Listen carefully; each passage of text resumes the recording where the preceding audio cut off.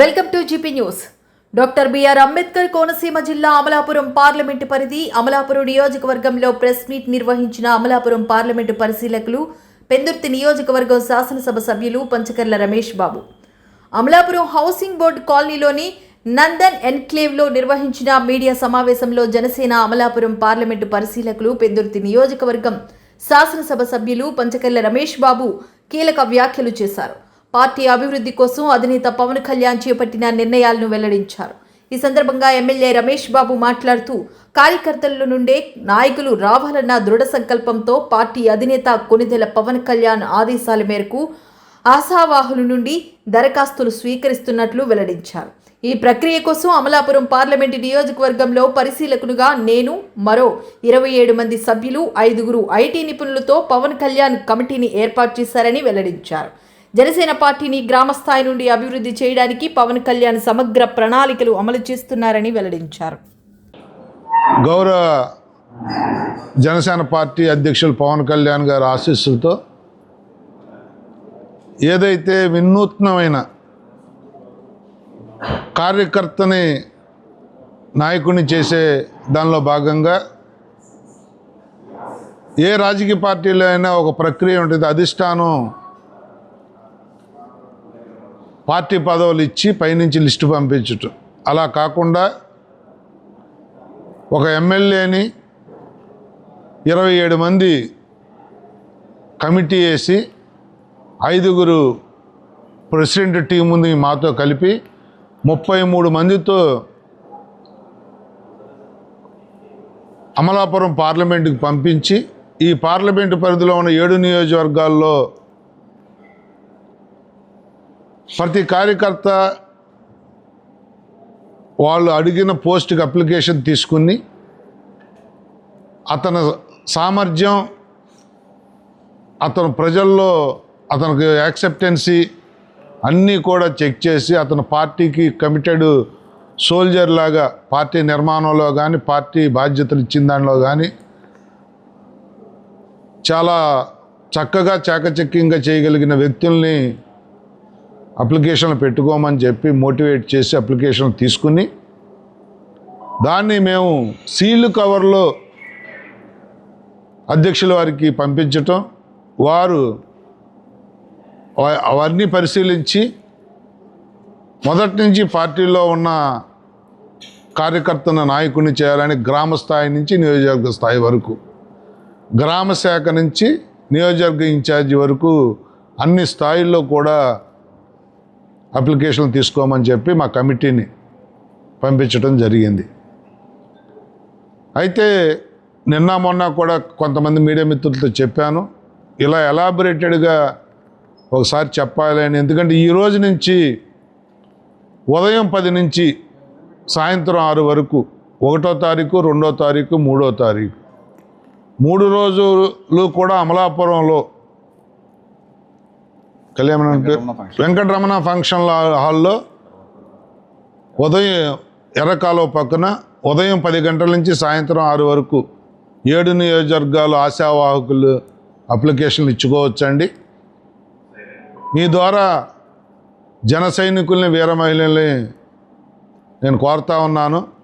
అధ్యక్షులు వారు మీ అందరినీ కూడా నాయకుల్ని చేయాలన్న ఒక సంకల్పంతో తీసుకున్న ఈ మంచి కార్యక్రమానికి మీరందరూ కూడా తగు రీతిన స్పందించి అప్లికేషన్లు ఇస్తే మేము అప్లికేషన్లు తీసుకునే వరకే మా బాధ్యత. అన్నీ కూడా ప్రతి అభ్యర్థి తాలూకా అప్లికేషన్ అధ్యక్షుల వారు పరిశీలించి తగు నిర్ణయం తీసుకుంటారు అని చెప్పి తెలియజేస్తూ, మరి ఈ ప్రక్రియలో మమ్మల్ని భాగస్వామ్యం చేసినందుకు, అమలాపురం నన్ను పంపించినందుకు మా టీంకి తరపున నా తరపున కూడా అధ్యక్షుల వారికి ధన్యవాదాలు తెలియజేస్తూ, కొన్ని చోట్ల చిన్న చిన్న కుటుంబ తగులు లాంటివి ఉంటాయి, అన్నిటిని కూడా సరిచేయటానికే ఈ ప్రక్రియలో మేము టైం కూడా వెచ్చిస్తూ ఉన్నాం. ఉదయం 2 గంటలు, సాయంత్రం 6 తర్వాత 2 గంటలు కూడా వ్యక్తిగతంగా ఏదన్నా చెప్పుకోవాల్సిన వాళ్ళని కూడా కలుస్తూ ఉన్నాం. నియోజకవర్గాల వారీగా కూడా వెళ్ళి మీటింగ్లు పెడతా ఉన్నాం. నిన్న మండపేట, రామచంద్రాపురం కూడా మీటింగులు చేశాం. ఇదంతా కూడా పార్టీని బలోపేతం చేయటం కోసం, రాష్ట్ర వ్యాప్తంగా పార్టీ పటిష్టత కోసం, ఏదైతే నిస్వార్థంగా ఏ స్వార్థం లేకుండా ఒక నాణ్యమైన జీవితాన్ని వదులుకుని ప్రజాసేవ కోసం పవన్ కళ్యాణ్ గారు రాజకీయాల్లోకి వచ్చారు. దానిలో భాగంగా ప్రజల కోసం కొంతమంది దుర్మార్గులు అనరాని మాటలు అంటున్నా పడుతూ కూడా రాష్ట్ర ప్రజల కోసం, దేశ ప్రజల కోసం ఆయన ముందుకెళ్తున్న విధానం, ఈ ప్రభుత్వంలో గతంలో కొన్ని సంక్షేమ కార్యక్రమాలే జరిగేవి ప్రభుత్వం రాకముందు, కానీ అభివృద్ధి అనేది ఎక్కడ, ఒక రోడ్ వేయటం కానీ, ఒక మంచినీటి వసతి కానీ, ఒక కాలేజీల్లో నాణ్యమైన ఎడ్యుకేషన్ కానీ, ఒక హాస్పిటల్లో ఒక నాణ్యమైన వైద్యం కానీ, ఇలాంటివన్నీ లేని గత 5 సంవత్సరాల పాలకుల పరిపాలన చూసాం. మరి ఈ కూటమి అధికారంలోకి వచ్చిన తర్వాత ఆ రోజు పవన్ కళ్యాణ్ గారు చెప్పారు, ఇది ప్రజాప్రభుత్వం, ప్రజలకి మంచి చేసే ప్రభుత్వం, మమ్మల్ని ఏదన్నా మంచి చేయకపోతే నిలదీయండి అని చెప్పి కూడా పిలుపునిచ్చారు. అదేవిధంగా ఈ 2 సంవత్సరాలు బ్రహ్మాండంగా పాలన కొనసాగిస్తూ, మరి వారి శాఖకు సంబంధించి పంచాయతీరాజ్ కానీ, ఆర్డబ్ల్యూఎస్ కానీ, ఫారెస్ట్ కానీ, ఆయన శాఖల పొల్యూషన్ కానీ, ఆయన శాఖలకు సంబంధించి ఎంత వినూత్నంగా ముందుకు తీసుకెళ్తున్నారు. దేశంలో అట్టడుగున ఉన్న రాష్ట్రం పంచాయతీరాజులో గతంలో ఆంధ్రప్రదేశ్, అలాంటి రాష్ట్రాన్ని నెంబర్ 1 స్థాయిలో దేశంలో నిలబెట్టిన ఘనత పవన్ కళ్యాణ్ గారిది.